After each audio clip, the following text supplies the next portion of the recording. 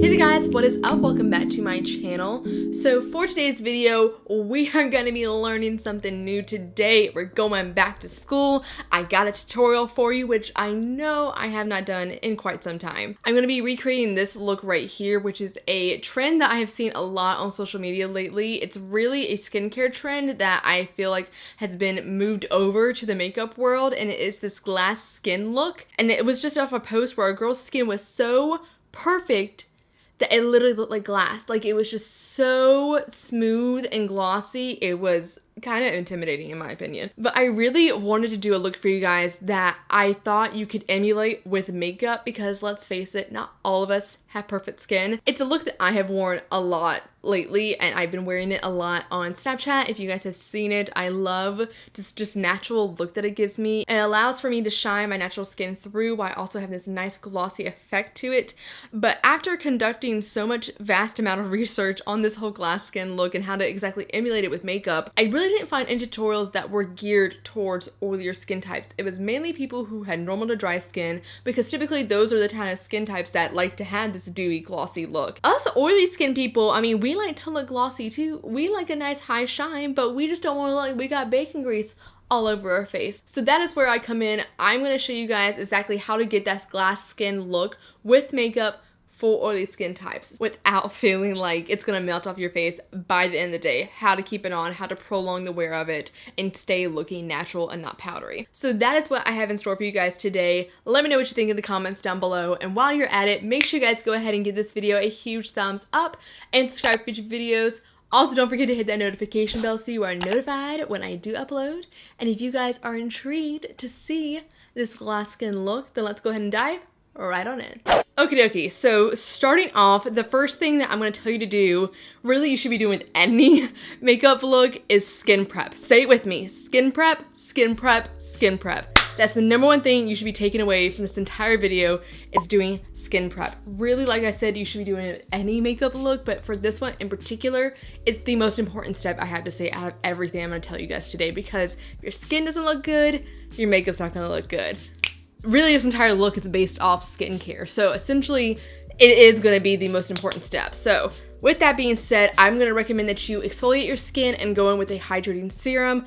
I personally use the Glossy Super Bounce serum because it's a hyaluronic acid serum. I personally reach for that serum because it does a great job at hydrating my skin and boosting my moisture levels while also plumping my skin as well. So the next step I would recommend is to go in with your favorite mask, whether that be a sheet mask or a creamy hydrating mask. I'm personally going to be going in with the Tatcha Luminous Dewy Skin Sheet Mask. Now, I do not recommend that you have to go out and buy this mask, because I know it's like $12 freaking for a sheet mask, but I will say that the coconut sheet mask from Sephora collection is a very similar one, so I definitely recommend checking that one out as well. I personally have been reaching for it though, because I find that it just gives me that really silky, glossy look to the skin. It really just gives that lit from within kind of look, while also making my skin feel very soft and supple as well. Alrighty, so now that I look like a serial killer, I'm just gonna let this sit on my face for about 15 to 20 minutes, and then I will check back in with you guys.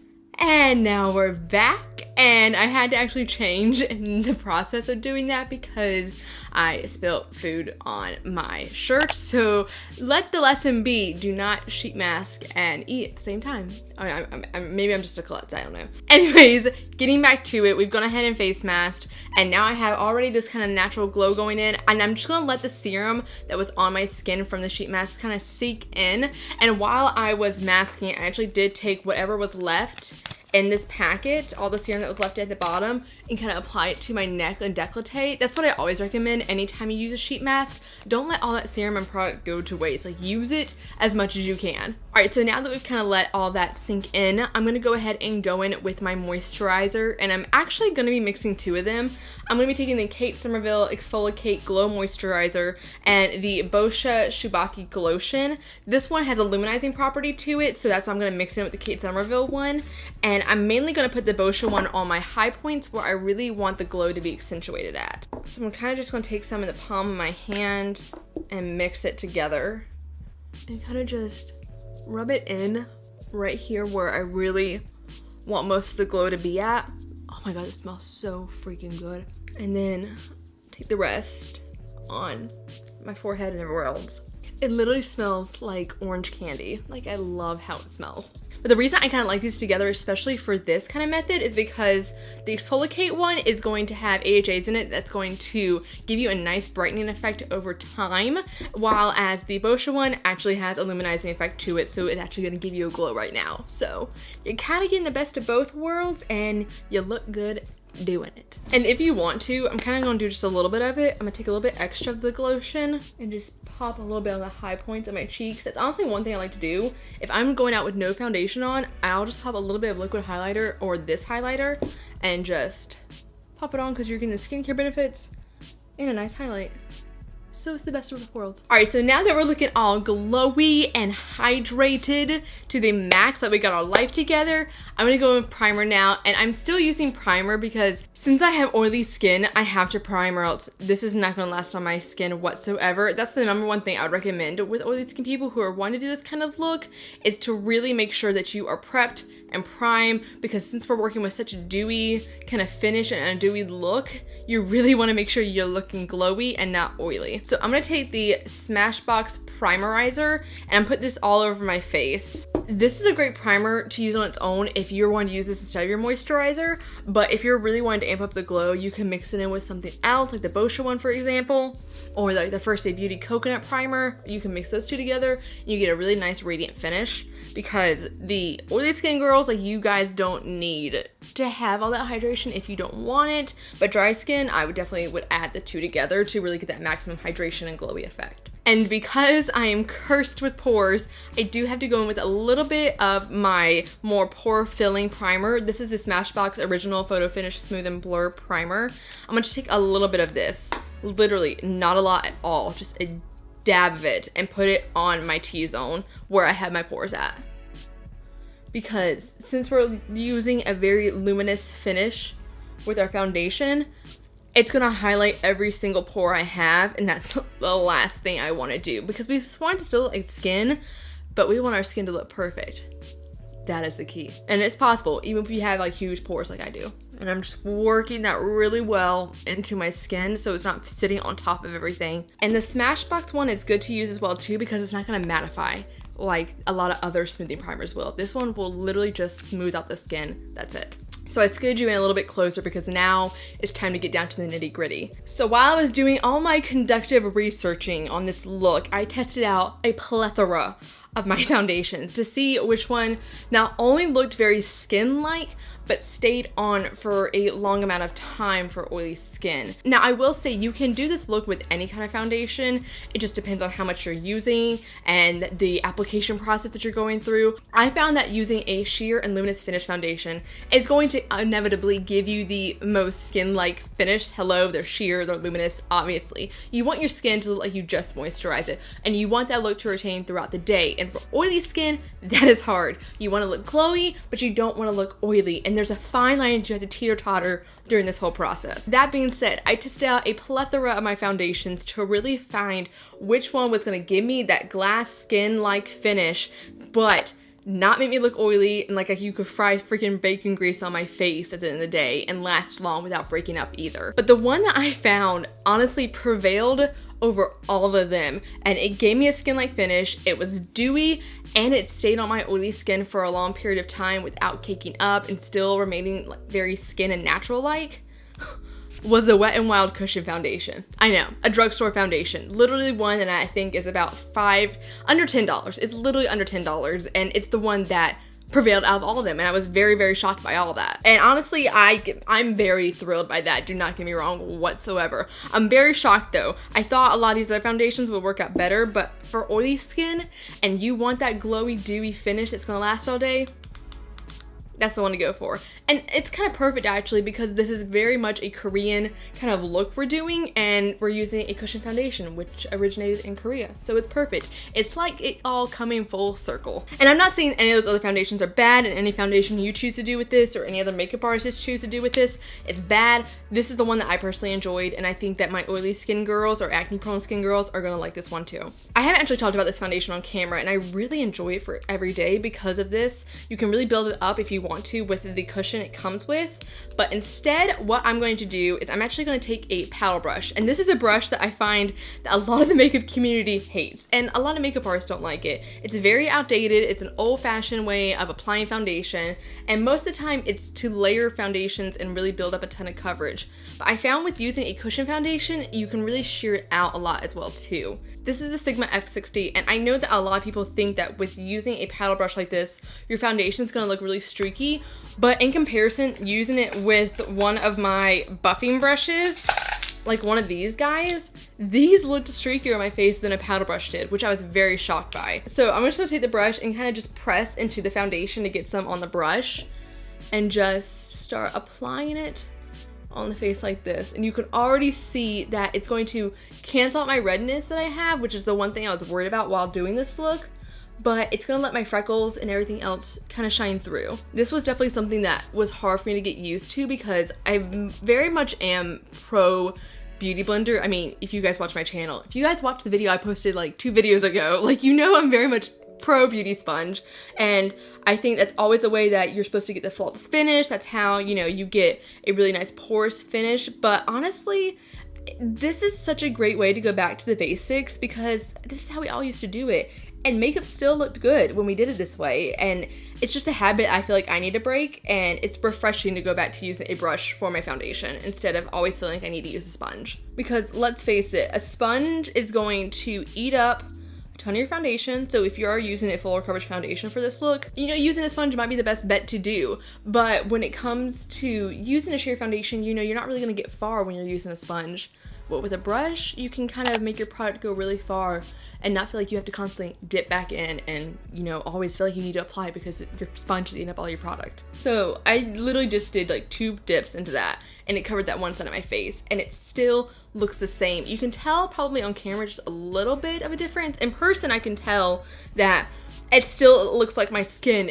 You can still see some redness, which you can always cover up if you want to, but all of my hyperpigmentation, all my freckles and moles that I have are still peeking through, and that's what we want. And it's still retaining that glowy finish, but none of my pores are accentuated whatsoever. So I'm just going back into it, and it doesn't look streaky at all, which I am very happy about. And I did see a ton of other makeup artists using brushes too. No one was really using a sponge when they were doing this look, which I was very shocked by. I thought a lot of people would probably use a sponge when doing this look, but everybody else was like, no, like using a brush is the best way to do it because you can really blend out like with maximum effort and really get a nice sheer finish. And I'm honestly not gonna put a ton of product on my nose because since I do have oily skin, I know that's gonna be the first place that anything wears off from. So I'm kind of just dabbing little bitty strokes of product on my nose just to get some of the redness covered up, but inevitably I can go back in with concealer and kind of tap it in a lot better. And there's nothing wrong with using your finger. If you want to use your finger to apply this, go right ahead. I did it actually with the It Cosmetics CC cream and it still looked a little bit too full coverage when I did that, but it's a really great way to apply the product. Okay, so now that we have our base done, it still looks like my skin. I can see all my freckles shining through. I can even see a little bit of redness peeking through, especially around my nose. So I'm gonna take just a little bit of concealer. We're not gonna go with too much. And I'm gonna be using the Milk Makeup Flex Concealer. And I do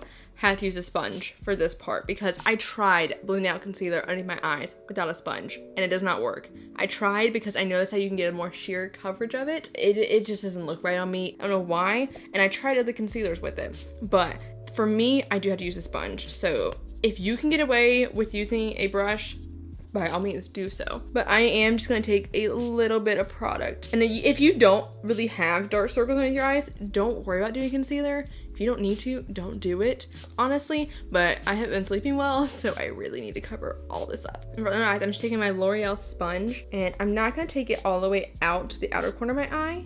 I'm just mainly focusing it right here in the inner corner where I feel like I really need it, and down the side of my nose. Just mainly where the darkness is at, that's where you want to put it. That's where it needs to be concentrated. I feel like we get such in a habit of applying like a liberal amount of concealer when we really don't need to. Only where you find that you really have a lot of darkness at, especially for this natural look, because we don't look like we have like a beaming highlight right there underneath our eyes. That's not natural. And so because I have oily skin and it will crease right there, I'm gonna take a little bit of my Laura Mercier powder and I'm just gonna take it on my brush, kind of tap off that excess and dot that underneath my eye. We're not using a lot of powder in this look, really. That's the last thing we want, is a ton of powder. Even if you have oily skin, I'm gonna show you ways to get away without using as much powder as you think you need. So before I go ahead and set the rest of my face, I just really want to set right there underneath my eyes. I'm gonna go ahead and do my bronzer and highlight, get that glow going on. For bronzer today, I'm gonna be using the Milk Makeup Matte Bronzer, and I'm actually not gonna apply this straight on my face like I normally would. A lot of the times it's gonna allow for a lot more product to be dispersed into the skin. It's gonna be a lot harder to move and kind of blend out. So I'm just gonna take a rotating stippling brush, and I'm kind of just gonna coat it entirely, all the bristles, wipe off any excess right here on the back of my hand, and then take whatever's left and kind of just buff it out onto the skin. And I'm just doing it in quick circular motions. I don't really want a precise contour with this look. I just want some bronzy glow to my skin. I'm not really being precise with it, but I am just blending it back into my hairline so we don't have any harsh demarcation or anything. And I'm carrying it up here into the forehead as well, and then blending it out here. And I thought originally when I did this that it would move all the foundation I just blended out and nothing would look seamless and it would just move everything and everything would transfer. But that didn't happen actually, and I was really shocked by that. And I'm using like the lightest touch with this. The farther back you hold your hand on the brush, the less pressure and the less heavier the product's gonna be when you're applying it. The closer you hold to the brush head, the ferrule, the denser it's gonna be and the more pigmented it's gonna be. So always hold it back if you want like a light application, like we're doing right here. So now that we have dimension back in our skin and we don't look like a boiled egg, we can move on to color and highlight. So I am going to use a little bit of blush. Sticking with the whole stick product, I'm going to be using the Nudestix Nudies All Over Face color in the shade in the nude. This is a warm coral blush, which I think is perfect for summer. So I'm just gonna do the same thing. I'm just gonna take some on the back of my brush, tap off any excess, and then just kind of work it into my skin. I'm just kind of patting it in the areas that I want it, because I don't want too much color. I just want a sheer amount of color. We already have a ton of redness going on my face right now. I don't need a lot more, but I really like the warmth that it adds. And even carrying this to the apples of the cheeks is even great, even though I don't always recommend putting blush on the apples of your cheeks. But for this, it's gonna give a nice warm glow throughout. These blushes are super pigmented, so that's one reason why I do kind of take some and then dust it off on the back of my hand, because you can get a little carried away with them. I like to do that a lot of times. So for highlight, I wanted to use another liquid product, and I wanted to use a highlighter that would put all other highlighters to shame. This is the Charlotte Tilbury Hollywood Beauty Light Wand. This is one of the most beautiful highlights I've ever seen. It is in a very phallic looking packaging, but color-wise, oh my god. Like, do you just see that beam of light right there? It is beautiful. And so what I'm gonna do is I'm just gonna apply this with my fingers. It's the best way I find to blend it out. And then I'm just going to dot it right there on my cheekbone and then kind of tap it out with my finger. I always recommend kind of using a liquid highlighter if you can, because most powder highlighters are gonna be really glittery and metallic, whereas a liquid highlighter is gonna look very natural. Just look at that beam of glow. If that does not look like glass skin, I don't know what does. Oh my god. Then I'm just going to tap a little bit on my forehead, right where the light I can see right now is hitting me at, right there where my forehead, bone, skull is most prominent. And I'm not gonna really put any on my chin because I know that will get oily. Same with my nose. I might just do a little bit on my nose, but I know that that's gonna get oily throughout the day, so I don't want that much highlight there. So now to set the rest of my face without making it look too matte, I'm gonna actually use the Milani Prep Set and Glow Illuminating Transparent Powder. This is a translucent powder, and it has like a soft kind of illuminating effect to it. It reminds me a lot of the Hourglass Ambient Lighting powders, but translucent. And I'm just going to take my brush and kind of coat it in that. Tap off any excess. You want to make it look like you're not using a lot of powder, but we still are going to set right here in my T-zone where I am the oiliest at, and where my pores are the most prominent, right in that area. So it's as to not highlight them and accentuate them any more than they already are. And I'm trying to learn not to re-dip into the pan as well either, which is something that I find I struggle with a lot. And if you have dry skin, only set where you feel like you need to. That's one thing that I like to do with my clients. Whenever I'm doing their makeup, I really only set in their T-zone, because I just don't want it to look matte anywhere else. I really want that glow to shine through for them, especially when you're using a very luminous foundation. Like, it's kind of pointless to set all over your face. So I just kind of try and set where I feel like I need it. And I am going to gently set with that powder as well where we put the bronzer at, so as to that not fade away, because I know me, that will fade away. But I'm literally just dabbing it on with this rotating setting brush, just very gently, because I don't want to really disrupt any of the glow. Anywhere I have a really beaming glow at, I'm not really setting that place. That is the glow right there that we got going on. It looks like my skin still, I can still see a lot of my natural skin shining through. It literally looks like I just like kind of moisturized my skin, but I have dimension in my skin as well too, which I like. Alright, so I'm gonna go ahead and finish off the rest of my eyes, do my eyebrows, put on a lip color, and I will be right back. Alrighty guys, and so this is the final look. I really loved how this turned out because you can still see my skin peeking through. We have a nice high shine going on. Honestly, it only looks like we just put maybe a little bit of bronzer on. That is about it. So it looks very, very natural. You get that high shine effect to it. The last step that I would always recommend is to set with a setting spray, especially for your oily skin girls. If you feel like you didn't put hardly any powder on, because we did put like the littlest amount on, I definitely would put a setting spray on. Anything that's long lasting and not mattifying is going to be ideal because it's going to help prevent any creasing or any wear on the foundation throughout the day. So I'm just going to take my Kat Von D Lock It Makeup Setting Spray and I'm just going to spritz my face with this one. I feel like this is a great job at making sure that my foundation stays on, it's locked on, it doesn't go anywhere without mattifying how my look is. And for my oily folks out there, if you feel like you're getting really oily throughout the day, I always recommend just taking a blotting sheet with you and just dabbing that on your face where you feel like you're the oiliest at, instead of having to add powder or touch up your makeup that way, because then it's just going to start to look cakey, it's going to start to look heavy, and you're going to notice the foundation and the powder. Just taking a simple blotting sheet like this and just blotting it where you feel like you're the oiliest at, it's going to save you from having to touch up in that other way. Alrighty guys, so that is it. I really hope you guys enjoyed this tutorial. Let me know what you guys think in the comments down below. And while you're at it, make sure you guys give this video a huge thumbs up and subscribe for future videos. Also hit the notification bell so you are notified when I do upload. Let me know if you guys do decide to recreate this tutorial. I would love to see it. All my social media links are going to be located right up here, so make sure you guys shout me out over there if you guys do recreate it. And that about does it for me today, guys. I hope you're having a wonderful day wherever you are, and I will catch you guys later. Bye-bye!